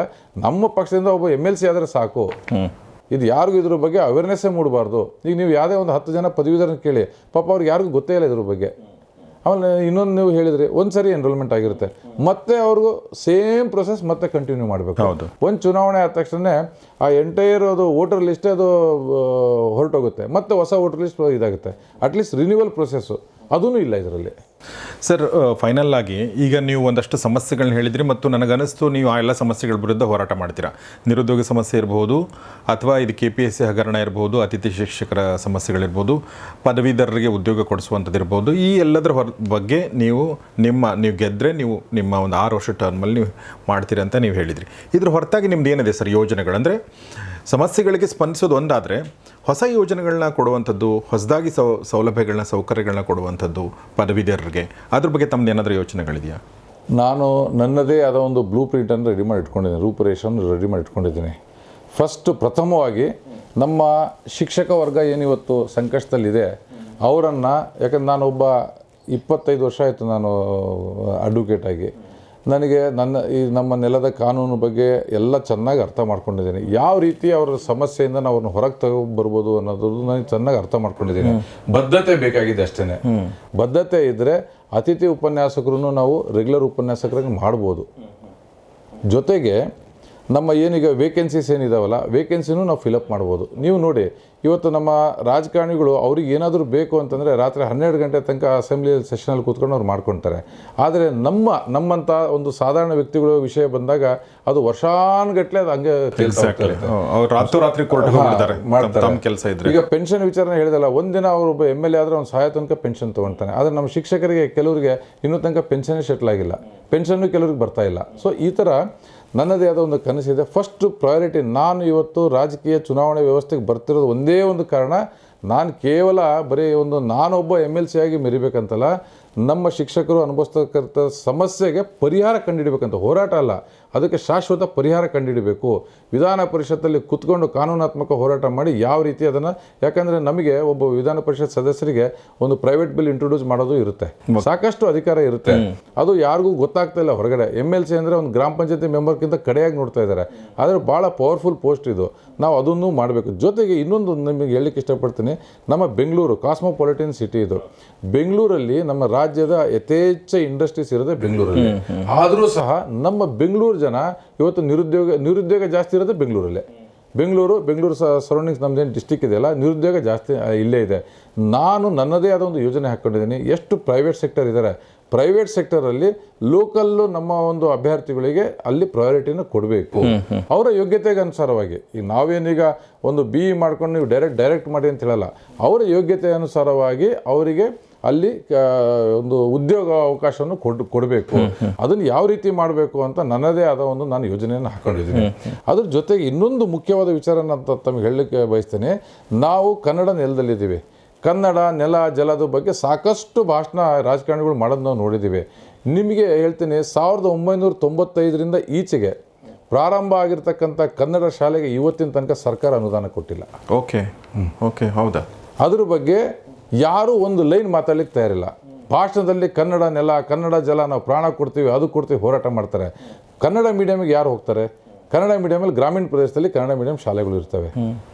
ನಾವು ಶಾಲೆಯಲ್ಲೇ ಆ ಶಾಲೆಯದ ಕತ್ತು ಅಲ್ಲೇ ಹಿಚ್ಕಿದ್ರೆ ಇನ್ನು ಕನ್ನಡ ನೆಲ ಜಲದ ಬಗ್ಗೆ ನಾವು ಉದ್ಧಾರ ಮಾಡ್ತೀವಿ, ಕನ್ನಡ ನಮಗೆ ಉಳಿಬೇಕು, ಕನ್ನಡ ನನ್ನ ಉಸಿರು ಅಂತ ಹೇಳ್ತೀವಿ, ಎಲ್ಲ ಹೇಳ್ತೀವಿ. ನೀವು 1995ರಿಂದ ಈಚೆಗೆ ಯಾವ ಶಾಲೆಗೂ ನೀವು ಅನುದಾನ ಕೊಟ್ಟಿಲ್ಲ ಸರ್ಕಾರದವರು. ಅದ್ರ ಬಗ್ಗೆ ಈ ರಾಷ್ಟ್ರೀಯ ಪಕ್ಷದ 2 ಅಭ್ಯರ್ಥಿಗಳು ಬಾಯಿಗೆ ಬೀಗ ಹಾಕೊಂಡು ಕೂತ್ಕೊಂಡಿದ್ದಾರೆ, ಮಾತಾಡಲಿಕ್ಕೆ ತಯಾರಿಲ್ಲ. ಕನ್ನಡ ಪಾಠ ಮಾಡೋ ಟೀಚರ್ ಪಾಪ 3,000-4,000 ರೂಪಾಯಿಗೆ ಇವತ್ತು ಕೆಲಸ ಮಾಡ್ತಿದ್ದಾರೆ. ಕನ್ನಡ ಸ್ಕೂಲಿಗೆ ಹೋಗೋ ಮಕ್ಕಳಿಗೆ ಅವರಿಗೆ ಯೂನಿಫಾರ್ಮ್ ಇಲ್ಲ, ಹಳ್ಳಿ ಮಕ್ಕಳಿಗೆ ಅವರಿಗೆ ಶೂ ಕೊಡ್ತಾ ಇಲ್ಲ, ಅವರಿಗೆ ಮಿಡ್ ಡೇ ಮೀಲ್ಸ್ ಇಲ್ಲ. ಎಲ್ಲ ಒಂದು ಸರ್ಕಾರಿ ಸವಲತ್ತಿಂದ ಅವರು ಇವತ್ತು ವಂಚಿತರಾಗಿದ್ದಾರೆ. ಅದ್ರ ಬಗ್ಗೆ ಯಾರು ಮಾತಾಡಲಿಕ್ಕೆ ತಯಾರಿಲ್ಲ. ಅದನ್ನು ನಾವು ಎಂಪವರ್ಮೆಂಟ್ ಮಾಡಬೇಕು, ಅದಕ್ಕೆ ನಾವು ಶಕ್ತಿ ತುಂಬಬೇಕು. ಅದಕ್ಕೆ ನನ್ನದೇ ಆದ ಒಂದು ನಾನು ರೂಪುರೇಷೆಯನ್ನು ಹಾಕ್ಕೊಂಡಿದ್ದೀನಿ. ಜೊತೆಗೆ ನಾನೊಬ್ಬ ಒಬ್ಬ ಲಾಯರ್ ಆಗಿ ಈ ಎಲ್ಲ ಸಮಸ್ಯೆಗಳಿಗೆ 36 ನಮಗೆ ಅಸೆಂಬ್ಲಿ ಕಾನ್ಸ್ಟಿಟ್ಯೂನ್ಸಿ ಬರ್ತವೆ. 36 ಅಸೆಂಬ್ಲಿ ಕಾನ್ಸ್ಟಿಟ್ಯೂನ್ಸಿಯಲ್ಲೂ ನನ್ನದೇ ಆದ ಒಂದು ಆಫೀಸನ್ನು ಮಾಡೋದ್ರ ಮುಖಾಂತರ ಅಲ್ಲಿ ಕಾನೂನು ಫ್ರೀ ಲೀಗಲ್ ಏಡ್ ಸರ್ವಿಸನ್ನು ನಾನು ಈಗಾಗಲೇ ಕೊಡ್ತಾ ಬರ್ತಾಯಿದ್ದೀನಿ. ಈಗ ಆಲ್ರೆಡಿ ನಮ್ಮ ಆಫೀಸಲ್ಲಿ ನಾವು ಯಾವುದೇ ಒಬ್ಬ ಬಡ ಕುಟುಂಬದಿಂದ ಬಂದರೆ ಅವರಿಗೆ ಫ್ರೀ ಲೀಗಲ್ ಸರ್ವಿಸು ನಾವು 7-8 ವರ್ಷದಿಂದ ಕೊಡ್ತಾಯಿದ್ದೀವಿ. ಇದರ ವ್ಯಾಪ್ತಿಯನ್ನು ನಾನು ನಮ್ಮ ಕ್ಷೇತ್ರಾದ್ಯಂತ ನಾನು ಮಾಡಬೇಕು ಅನ್ನೋ ಒಂದು ಯೋಜನೆಯನ್ನು ನಾನು ಹಾಕ್ಕೊಂಡಿದ್ದೀನಿ. ವಂಡರ್ಫುಲ್. ಓಕೆ ಸರ್, ಲಾಸ್ಟ್ ಪ್ರಶ್ನೆ ನಿಮ್ಗೆ. ಆಲ್ಮೋಸ್ಟು ಈಗ ನಮ್ಮ ಕನ್ನಡ ಜನತೆ, ನೀವು ಕನ್ನಡ ಭಾಷೆ ಬಗ್ಗೆ ಹೇಳಿದ್ರಿ, ಕನ್ನಡ ಜನತೆ ನನ್ನ ಪ್ರಕಾರ ತುಂಬ ಜಾತ್ಯತೀತರು. ಜಾತಿ ಕೋಮು ಅದನ್ನೆಲ್ಲ ನೋಡಲ್ಲ, ಆದರೆ ರಾಜಕಾರಣಿಗಳು ಮಾತ್ರ ನೋಡ್ತಾರೆ. ಎಲೆಕ್ಷನ್ ಬಂದಾಗ ಒಂದು ಟಿಕೆಟ್ ಕೊಡ್ಬೇಕಾದ್ರೆ ಫಸ್ಟ್ ನೋಡೋದೇ ಜಾತಿ. ಈಗ ನೀವೊಬ್ಬ ಸಿಂಗ್ ಕಮ್ಯುನಿಟಿಯಿಂದ ಅಂತಂದರೆ ರಜಪೂತ್ ಕಮ್ಯುನಿಟಿಯಿಂದ ಬಂದವರು, ನಮ್ಮ ರಾಜ್ಯವನ್ನು ಆಳಿದವರಲ್ಲಿ ರಜಪೂತರು ಕೂಡ, ಅಂದರೆ ಧರ್ಮ್ ಸಿಂಗ್ ಕೂಡ ಆಳಿದ್ದಾರೆ, ಮತ್ತು ಅವರು ಸತತವಾಗಿ 8 ಬಾರಿ ಅವರು ಗೆದ್ದಿದ್ದಾರೆ ಕೂಡ. ಅಂದರೆ ನಮ್ಮ ಜನ ಅದು ನೋಡಲ್ಲ ಅಂತ ಅರ್ಥ. ಆದರೂ ಕೂಡ ಈ ಒಂದು ನಿಮಗೆ ಇಲ್ಲಿ ಏನು ಗ್ರೌಂಡ್ ರಿಯಾಲಿಟಿ ಇರುತ್ತೆ, ಅಲ್ಲಿ ಬಹುಶಃ ನಿಮ್ಮ ಅಪೋನೆಂಟ್ಸ್ ಇದ್ರ ಬಗ್ಗೆ ಪ್ರಚಾರ ಮಾಡ್ತಾ ಇರ್ಬೋದು. ನಮ್ಮ ಕಮ್ಯುನಿಟಿ, ಇವ್ರು ಬೇರೆ ಕಮ್ಯುನಿಟಿಯವರು, ಈ ಥರದ್ದು ಇದನ್ನೇ ನೀವು ಹೇಗೆ ಇದನ್ನು how you are tackling this? ನೋಡಿ, ಏನಾಗಿದೆ, ರಾಜಕೀಯ ವ್ಯವಸ್ಥೆಯಲ್ಲಿ ಜಾತಿ ವಿಷ ಬೀಜ ಬಿತ್ತೋದು ಸರ್ವೇ ಸಾಮಾನ್ಯ. ಅದು ಈಗ ಆಪೋನೆಂಟ್ ಅವರಿಗೆ ಅದನ್ನು ಒಂದು ಟ್ರಂಪ್ ಕಾರ್ಡ್ ಥರ ಪ್ರಯತ್ನ ಮಾಡಲಿಕ್ಕೆ ಹೋದರು, ಬಟ್ ಸಕ್ಸಸ್ ಆಗಿಲ್ಲ. ಸ್ಟಾರ್ಟಿಂಗಲ್ಲಿ ಅವ್ರು ಅದನ್ನೇ ಒಂದು ಟ್ರಂಪ್ ಕಾರ್ಡಾಗಿ ತೊಗೊಂಡ್ರು. ಆದರೆ ಇವತ್ತು ನೀವು ನಮ್ಮ ವಿಧಾನ ಪರಿಷತ್ತು ಏನೀಗ ಚುನಾವಣೆ ಬರ್ತಾಯಿದೆ, ನೀವು ನೋಡಿ, ನಾನು ಒಂದು ಜಾತಿ, ಒಂದು ಮತ, ಒಂದು ಭೇದ, ಒಂದು ವರ್ಗಕ್ಕೆ ನಾನು ಸೀಮಿತ ಆಗಿರೋ ಮನುಷ್ಯ ಅಲ್ಲ. ಇವತ್ತು ನಾವು ಏನು ಸಮಸ್ಯೆನ ಅನುಭವಿಸ್ತಾ ಇದ್ದೀವಿ, ಆ ಸಮಸ್ಯೆನ ಮುಂದಿಟ್ಕೊಂಡು ಇವತ್ತೆಲ್ಲ ನಮ್ಮ ಮತದಾರ ಹತ್ರ ಹೋದೆ. ಅವರಿಗೆಲ್ಲ ನಾನು ಕನ್ವಿನ್ಸ್ ಮಾಡಿದೆ, ಅವರಿಗೆಲ್ಲ ತಿಳಿಸಿದೆ. ಇವತ್ತು ನಿರುದ್ಯೋಗ ಸಮಸ್ಯೆ ಒಂದು ಜಾತಿಗೆ ಸೀಮಿತ ಆಗಿಲ್ಲ, ಎಲ್ಲ ಜಾತಿಯ ಮಕ್ಕಳಿಗೂ ಇವತ್ತು ನಿರುದ್ಯೋಗ ಸಮಸ್ಯೆಯಲ್ಲಿ ಬಳಲ್ತಾ ಇದ್ದಾರೆ. KPSC ಹಗರಣಗಳು ಜಾತಿ ಕೇಳಿ ಬರಲ್ಲ. ಹಗರಣ ಆದಾಗ ಎಲ್ಲ ಜಾತಿಯ ಮಕ್ಕಳು ಅದಕ್ಕೆ ಬಲಿಪಶು ಆಗ್ತಾರೆ. ಇವತ್ತು ಶಿಕ್ಷಕ ವರ್ಗದಲ್ಲಿ ಸಮಸ್ಯೆಯನ್ನು ಇವರು ಅನುಭವಿಸ್ತಾ ಇದ್ದಾರೆ, ಜಾತಿ ಕೇಳೋ ಸಮಸ್ಯೆಗಳು ಬರಲ್ಲ. ಎಲ್ಲ ಜಾತಿಯವರು ಆ ಸಮಸ್ಯೆಯ ಒಂದು ಕೂಪದಲ್ಲಿ ಇವತ್ತು ಅವರು ನರಳ್ತಾ ಇದ್ದಾರೆ. ಇದು ನಮ್ಮ ವಿದ್ಯಾವಂತ ವರ್ಗಕ್ಕೆ ಮನವರಿಕೆ ಆಗಿದೆ. ಇವರೇನು ಜಾತಿ ಹೆಸರು ಹೇಳಿ ನಾನು MLC ಆಗಿಬಿಡ್ತೀನಿ ಅಂತ ಏನು ಹಗಲು ಕನಸು ಕಾಣ್ತಾ ಜನಕ್ಕೆ ಒಂದು ಮೋಸ ಮಾಡೋದ್ರ ಮುಖಾಂತರ ನಾನು ಗೆದ್ದು ಹೋಗ್ತೀನಿ ಅಂತ ಏನು ಅದು ಪ್ಲಾನ್ ಇತ್ತು ಇವ್ರದ್ದೆಲ್ಲ. ಆದರೆ ಅದಕ್ಕೆ ಇವತ್ತು ಜನ ಮನ್ನಣೆ ಕೊಡ್ತಾ ಇಲ್ಲ. ನೀವು ಎಲ್ಲೇ ಕ್ಷೇತ್ರದಲ್ಲಿ ಹೋಗಿ ಎಲ್ಲಿ ಹೋದ್ರೂ ಜನಕ್ಕೆ ಇವತ್ತು ಅವ್ರ ಸಮಸ್ಯೆ ದೊಡ್ಡದಾಗಿದೆ ಹೊರತು ಜಾತಿ ದೊಡ್ಡದಾಗಿಲ್ಲ. ನಮಗೆ ಸಮಸ್ಯೆ ಇಷ್ಟೆಲ್ಲ ಇದೆ, ನಮ್ಮ ಸಮಸ್ಯೆಯನ್ನು ಸ್ಪಂದಿಸುವಂಥವ್ರು ಅಂಥ ಪ್ರತಿನಿಧಿ ನಮಗೆ ಬೇಕು. ಜಾತಿ ಪ್ರತಿನಿಧಿ ನಮಗೆ ಇಂಪಾರ್ಟೆಂಟ್ ಅಲ್ಲ. ಇದು ಪೋಸ್ಟ್ ಇರೋದು ಕೆಲಸ ಮಾಡಲಿಕ್ಕೋಸ್ಕರ. ಈ ಒಂದು ಮನವರಿಕೆ ನಮ್ಮ ಪದವೀಧರರಿಗೆ ಬಂದಿದೆ. ಅದೇ ಕಾರಣಕ್ಕೋಸ್ಕರ ಇವತ್ತೊಬ್ಬ ಪಕ್ಷೇತರ ಅಭ್ಯರ್ಥಿಯಾಗಿ ನಾನು ಇವತ್ತು ಕ್ಷೇತ್ರದಲ್ಲಿ ತಿರುಗಾಡ್ತಾ ಇದ್ದೀನಿ. ಪ್ರಥಮ ಬಾರಿಗೆ ಈ ಹಿಸ್ಟ್ರಿಯಲ್ಲಿ first time in the history ನನಗೆ ಇಷ್ಟು ಬೆಂಬಲವಾಗಿ ನಿಂತ್ಕೊಂಡಿದ್ದಾರೆ ಇವತ್ತು ಜನ. ಜೊತೆಗೆ ಜಾತಿ, ಆಮೇಲೆ ಸಿಂಪತಿ ಫ್ಯಾಕ್ಟ್ರು. ಯಾಕಂದ್ರೆ 2 ಸಲ ಕಾಂಗ್ರೆಸ್ನವ್ರು ಸೋತಿದ್ದಾರೆ. ಸಿಂಪತಿ ಫ್ಯಾಕ್ಟ್ರು, ಆ ಸಿಂಪತಿ ಫ್ಯಾಕ್ಟ್ರ್ ಬಗ್ಗೆನೂ ಜನ ಸೂಕ್ಷ್ಮವಾಗಿ ಇವಾಗ ಅದಕ್ಕೆ ಪ್ರತಿರೋಧ ಮಾಡ್ತಾ ಇದ್ದಾರೆ. ನೋಡಿ, ಈಗ ನಮ್ಮ ಕಣ್ಮುಂದೆ ಇದೆ, ಆ ದೇವೇಗೌಡರು 2 ಸರಿ ಸೋತರು ಅಂತ ಆ ಸಿಂಪತಿಗೆ 3ನೇ ಸರಿ MLC ಮಾಡಿದರು. ಸಿಂಪತಿ, ಓನ್ಲಿ ಸಿಂಪತಿ ಅಷ್ಟೇ. ಆ ಸಿಂಪತಿ ಪಡ್ಕೊಂಡು ಹೋಗಿ ಅವ್ರನ್ನ ಗೆಲ್ಲಿಸಿದ್ರು. 6 ವರ್ಷಕ್ಕೆ ಅದ್ಭುತವಾದ ಒಂದು ಅಧಿಕಾರನ ಅವ್ರಿಗೆ ಕೊಟ್ಟರು. ಸಿಂಪತಿಯಿಂದ ಅಧಿಕಾರ ತಗೊಂಡ್ರು, 6 ವರ್ಷ ಹೋಗಿ ಅಲ್ಲಿ ಮಲಗಿದ್ರು. ಅದು ಎಕ್ಸಾಂಪಲ್ ಆಗಿ ಕಣ್ಮುಂದೆ ಈಗ ನಮಗಿದೆ. ಅದಕ್ಕೋಸ್ಕರನೇ ಈ ಕಾಂಗ್ರೆಸ್ ಕ್ಯಾಂಡಿಡೇಟು ನಾನು 2 ಸರಿ ಸೋತಿದ್ದೀನಿ ಅಂತ ಮತ್ತೆ ಸಿಂಪತಿ ಫ್ಯಾಕ್ಟ್ರಿ ಬರ್ತಾಯಿದೆ. ಹಿಂಗೇ ಸಿಂಪತಿಗೋಸ್ಕರ ನಾವು ಆ ದೇವೇಗೌಡರು ಕೊಟ್ಟು ಮೋಸ ಹೋದ್ವಿ. ಆ ಸಿಂಪತಿ ಫ್ಯಾಕ್ಟ್ರಿಗೆ ಮತ್ತೆ ನಾವು ಜಾಲಕ್ಕೆ ಬೀಳೋದು ಬೇಡ. ಯಾರು ಕೆಲಸ ಮಾಡ್ತಾರೆ ಅವ್ರಿಗೆ ನಾವು ಓಟ್ ಹಾಕಬೇಕು. ಇದೇ 2 ಅಭ್ಯರ್ಥಿಗಳು, ಒಂದು ಸರಿ ಸಿಂಪತಿ, ಒಂದು ಸರಿ ಜಾತಿ, ಒಂದು ಸರಿ ಒಂದು ಪಕ್ಷ ಸಿಂಬಲ್ ಅಂತ ಇದೇ 2 ಜನ 18 ವರ್ಷದಿಂದ ಬರ್ತಾ ಇದ್ದಾರೆ. ಇನ್ನೊಂದು ವಿಚಾರ ನೀವು ನೋಡಿ ಸರ್, ಕೊರೋನಾ ಟೈಮಲ್ಲಿ ಒಂದು ಈ ನಮ್ಮ ಕಾಲಖಂಡದಲ್ಲಿ ಕೊರೋನಾವನ್ನು ನಾವು ತುಂಬ ಹೆದರಿಸಿದ್ವಿ. ನಾವು 12,000 ಶಿಕ್ಷಕರು ಸತ್ತೋದ್ರು. 12,000 ಶಿಕ್ಷಕರು ಏನಕ್ಕೆ ಸತ್ತೋದ್ರು? ಅವರಿಗೆ ಔಷಧಿ ಇಲ್ಲ, ರೆಮಿಡಿಸಿವಿರ್ ಇಂಜೆಕ್ಷನ್ ಸಿಕ್ಕಿಲ್ಲ, ಊಟ ಸಿಕ್ಕಿಲ್ಲ. ಎಷ್ಟು ಶಿಕ್ಷಕರಿಗೆ ಊಟ ಸಿಕ್ಕಿಲ್ಲ. 12,000 ಜನ, 12,000 ಪ್ಲಸ್ ಇದೆ ಅಷ್ಟು ಶಿಕ್ಷಕರು ಅವರಿಗೆ ಮೂಲಭೂತ ಸೌಕರ್ಯಗಳು ಸಿಕ್ಕಿಲ್ಲ ಅಂತ ಅವರು ಮೃತಪಟ್ಟರು. ಆ ಟೈಮಲ್ಲಿ ಇದು 2 ಅಭ್ಯರ್ಥಿಗಳು ನಾನು ಜಾತಿ, ನಾನು ಪಕ್ಷ, ನಾನು ಅದು ಎಂದು ಹೇಳ್ಕೊಂತ ಬರ್ತಾರೆ. ಎರಡೂ ಅಭ್ಯರ್ಥಿಗಳು ಒಬ್ರಿಗೆ ಸ್ಪಂದಿಸಿಲ್ಲ. ಆ ಟೈಮಲ್ಲಿ ಈಗೇನು ಗಿಫ್ಟ್ ಹಂಚ್ತೀನಿ, ಪಾರ್ಟಿ ಕೊಡ್ತೀನಿ ಅಂತ ಏನಿಗೆ ಹೊರಟಿದಾರಲ್ಲ, ಆ ಟೈಮಲ್ಲಿ 4 ಜನಕ್ಕೆ ಔಷಧಿ ಕೊಡಿಸಿದ್ರೆ, 4 ಜನಕ್ಕೆ ಸಹಾಯ ಮಾಡಿದರೆ ಇವತ್ತು 10 ಜೀವ ನಮ್ಮ ಎದುರುಗಡೆ ಇವತ್ತು ಬದುಕಿರ್ತಾ ಇದ್ವು. ಆ ಕೆಲಸ ನೀವು ಎರಡೂ ಅಭ್ಯರ್ಥಿಗಳು ಮಾಡಲಿಲ್ಲ. ಜೊತೆಗೆ ನೀವು ಟಿ ವಿದಲ್ಲೆಲ್ಲ ನೋಡಿರ್ಬೋದು, ಮೇಸ್ಟ್ರುಗಳು, ಪಾಠ ಮಾಡೋ ಮೇಸ್ಟ್ರುಗಳು, ಡಿಗ್ರಿ ತೊಗೊಂಡಿರ್ತ ಇಂಜಿನಿಯರ್ಸ್ಗಳು ರೋಡ್ ಮೇಲೆ ನಿಂತ್ಕೊಂಡು ಕೊರೋನಾ ಟೈಮಲ್ಲಿ ತರಕಾರಿ ಮಾರ್ತಾಯಿದ್ರು. ಅಂಥ ಒಂದು ಸಂಕಷ್ಟವನ್ನು ನಮ್ಮ ಎಜುಕೇಟೆಡ್ ಕ್ಲಾಸ್ ಎದುರಿಸ್ತು. ಆ ಟೈಮಲ್ಲೂ ಸಹ ಇವ್ರು 2 ಜನ ಎಲ್ಲೂ ಅವರ ಒಂದು ನೆರವಿಗೆ ಬರಲಿಲ್ಲ. ಚುನಾವಣೆ ಬಂದಿದೆ, ನಮಗೆ MLC ಮಾಡಿ. ಈಗ ನಾನೇನು ಮಾಡಿದ್ದೀನಿ ಅಂತ ನೀವು ಕೇಳಬೇಕಂದ್ರೆ, ಕೊರೋನಾ ಟೈಮಲ್ಲಿ ಸತತವಾಗಿ ನಾನು ವೋಟರ್ಸ್ ನನ್ನ ಹೌದವಲ್ಲ ಅಂತ ನೋಡಿಲ್ಲ. ಸತತವಾಗಿ ಯಾರ್ಯಾರಿಗೆ ಎಲ್ಲೆಲ್ಲಿ ಸಂಕಷ್ಟ ಇದೆ ನನ್ನ ಗಾಡಿ ತೊಗೊಂಡು ಮನೆಗೆ ಊಟ ಕೊಡೋದು, ಔಷಧಿ ಕೊಡೋ ಕೆಲಸ ನಿರಂತರ 1 ವರ್ಷ ಮಾಡ್ತಾ ಬರ್ತಾ ಇದ್ದೆ ನಾನು. ಯಾವತ್ತೂ ನಾನು ಅದನ್ನು ಹೇಳ್ಕೊಂಡಿಲ್ಲ. ಯಾವ ಟಿ ವಿಯಲ್ಲೂ ನನಗೆ ಸುಮಾರು ಸರಿ ಟಿ ವಿಯರೆಲ್ಲ ಅಪ್ರೋಚ್ ಮಾಡಿದಾಗ ನಾನು ಅದನ್ನೆಲ್ಲ ಯಾವತ್ತೂ ಅದನ್ನು ಬಿಂಬಿಸ್ಕೊಂಡಿಲ್ಲ. ಆದರೆ ಚುನಾವಣೆ ನಿಂತ್ಕೊಂಡಿದ್ದೀನಿ. ನೀವೇನು ಹೇಳಿದರೆ ಚುನಾವಣೆ ನಿಂತ್ಕೊಂಡಿದ್ದೀನಿ. ನನ್ನ ನೀವ್ಯಾರು, ಎಲ್ಲಿಂದ ಬಂದ್ರಿ, ನಿಮಗೇನು ಕೋಟ್ ಹಾಕಬೇಕು ಅಂತ ಜನಗಳಲ್ಲಿ ಒಂದು ಡೌಟ್ ಬರುತ್ತೆ. ಅದಕ್ಕೋಸ್ಕರ ನನ್ನ ಸ್ನೇಹಿತರು ಹೇಳಿದರು, ನೀವೇನು ಕೆಲಸ ಮಾಡಿದೆಯಾ ಅಟ್ಲೀಸ್ಟ್ ಒಂದು 4 ನಾವು ಪೇಪರಲ್ಲಿ ಹಾಕಬೇಕಾಗತ್ತೆ, ಅವಾಗ ಗೊತ್ತಾಗುತ್ತೆ ನಮ್ಮ ಹಿನ್ನೆಲೆ ಬಗ್ಗೆ ಅಂದಾಗ, ನಾನು ಮತದಾರ ಹತ್ರ ಹೋಗೋದಕ್ಕಿಂತ ಮುಂಚೆ ನನ್ನ ಹಿನ್ನೆಲೆ ಏನು ಅದನ್ನು ನೀವು ಚೆಕ್ ಮಾಡಿ. ಕೊರೋನಾ ಟೈಮಲ್ಲಿ ಜನ ಮುಟ್ಟಿದರೆ ನಮಗೆಲ್ಲಿ ಪ್ರಾಣ ಹೋಗುತ್ತೆ ಅಂತ ಹೆದರೋರು. ಅಂಥ ಟೈಮಲ್ಲಿ ಸತತವಾಗಿ 1 ವರ್ಷ ನಾನು ಗ್ರೌಂಡಲ್ಲೇ ಇದ್ದೇನೆ. ನನಗೂ ಎಲ್ಲೋ ಒಂದು ಕಡೆಗೆ ಒಂದು ಟೈಮಲ್ಲಿ ಅನ್ನಿಸ್ತು, ಮೋಸ್ಟ್ಲಿ ನನಗೂ ಕೊರೋನಾ ಬರ್ಬೋದು, ಏನಾದರೂ ಆದರೂ ಆಗ್ಬೋದು, ನಾನು ಏನಾಗುತ್ತೋ ನೋಡೋಣ, ಇಡೀ ಪ್ರಪಂಚ ಇವತ್ತು ಇಂಥ ಸಂಕಷ್ಟದಲ್ಲಿದೆ, ಏನಾಗುತ್ತೋ ಆಗಲಿ, ಬಟ್ ಯಾರಿಗೆ ಊಟ ಇಲ್ಲ ಅವ್ರಿಗೆ ಊಟ ತಲುಪಿಸೋದು, ಔಷಧಿ ಇಲ್ಲ ಅವ್ರಿಗೆ ಔಷಧಿ ತಲುಪಿಸೋದು, ರಿಕ್ಷಾದವರಿಗೆ ಆಹಾರ ನೀಡೋದು, ಟ್ರೈನಲ್ಲಿ ಹೋಗೋ ಪ್ರವಾಸಿಗಳಿಗೆ ಆಹಾರ ನೀಡೋದು, ಆ ಕೆಲಸ ಸತತವಾಗಿ ಮಾಡ್ತಾ ಬಂದೆ. ಭಗವಂತನ ಆಶೀರ್ವಾದ ಏನೂ ಆಗಿಲ್ಲ, ಗಟ್ಟಿಯಾಗಿ ಇವತ್ತು ಉಳ್ಕೊಂಡಿದ್ದೀನಿ, ಅದು ಮಾತು ಬೇರೆ. ಆದರೆ ನಿರಂತರವಾಗಿ ನಾನು ಸೇವೆ ಮಾಡ್ಕೊಳ್ತಾ ಬರ್ತಾಯಿದ್ದೀನಿ. Wonderful sir. ಇವ್ರು ಯಾರೂ ಅವಾಗ ಗ್ರೌಂಡಲ್ಲಿ ಕಂಡಿರಲಿಲ್ಲ. ಸೊ ಇದೆಲ್ಲ ನನ್ನ ಒಂದು ಹಿನ್ನೆಲೆ ಇದೆ. ಮುಖ್ಯವಾಗಿ ಇವತ್ತು ನನಗೆ ದೊಡ್ಡ ಅಸ್ತ್ರನೇ ನನ್ನ ಪದವೀಧರ ಶಕ್ತಿ. ನನಗೆ ರಾಜಕೀಯ ಸಿಂಬಲ್ದ ಅವಶ್ಯಕತೆ ಇಲ್ಲ, ನನಗೆ ಪದವೀಧರರ ಬೆಂಬಲದ ಅವಶ್ಯಕತೆ ಇದೆ. ಪದವೀಧರರ ಧ್ವನಿಯಾಗಿ ನಾನು ನಿಲ್ಲಬೇಕಂತಲೇ ಬಂದಿದ್ದೀನಿ. ಅವರನ್ನು ನಂಬಿ ನಾನು ಎಲೆಕ್ಷನ್ ನಿಂತ್ಕೊಂಡಿದ್ದೀನಿ, ಯಾವುದೇ ರಾಜಕಾರಣಿಗಳು ನಂಬಿ ನಿಂತಿಲ್ಲ.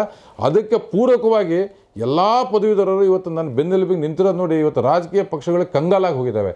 ಯಾರು ಇಷ್ಟು ಊಹಿಸಿರಲಿಲ್ಲ, ಅಷ್ಟು ಇವತ್ತು ಜನ ರೊಚ್ಚಿಗೆದ್ದು ನನ್ನ ಬೆಂಬಲಕ್ಕೆ ನಿಂತ್ಕೊಂಡಿದ್ದಾರೆ. ಈ ಸರಿ ನಾವು ರಾಷ್ಟ್ರೀಯ ಪಕ್ಷಕ್ಕೆ ಬುದ್ಧಿ ಕಲಿಸಲೇಬೇಕು.